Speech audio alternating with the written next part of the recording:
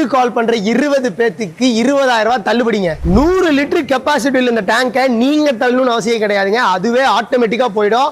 அதுக்கு காரணம் இந்த டெக்னாலஜி தான். நான் எக்ஸ்பிளைன் பண்ண போறது இல்லைங்க. நம்ம எம்டிஎம் கஸ்டமர் ஒருத்தர் வந்து இந்த பூம் ஸ்ப்ரேயரை வாங்கியிருக்காரு. அவரே இதை பத்தின டீட்டெயிலா எக்ஸ்பிளைன் பண்ண போறாரு. இப்போ நீங்க சஜஸ்ட் பண்ற மாதிரி இருந்தா எந்தெந்த மாதிரி ஃபார்மர்ஸ்க்கு சஜஸ்ட் பண்ணுவீங்க?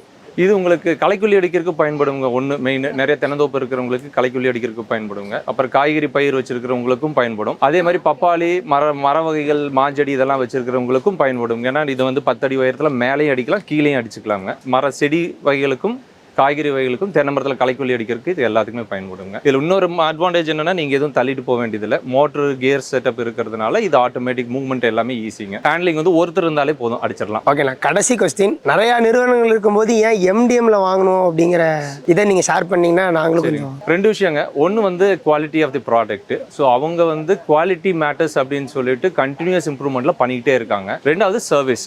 உங்களுக்கு ஒன்று ப்ராடக்ட் விற்கிறதோட அவங்களோட ஜேர்னி முடியலை. அதுக்கப்புறம் வந்து கண்டினியூஸாக அவங்க மெயின்டெனன்ஸ் ப்ளஸ் சர்வீஸ் எது இருந்தாலும் உடனடியாக அவங்க டவுட் ஆகட்டும், என்ன ப்ராப்ளம் இருந்தாலும் உடனே வந்து பண்ணி கொடுக்குறாங்க ஆன் ஃபீல்டில். ஸோ இந்த 2 ரீசன்னால எம்டிஎம் வந்து இட்ஸ் பெஸ்ட் சாய்ஸ். இவ்வளோ சிறப்பம்சம் உள்ள இந்த பூம் ஸ்ப்ரேயரை நீங்க இப்பவே வாங்கணும்னு நினைச்சீங்கன்னா ஸ்கிரீன்ல தெரிய நம்பருக்கு கால் பண்ணுங்க.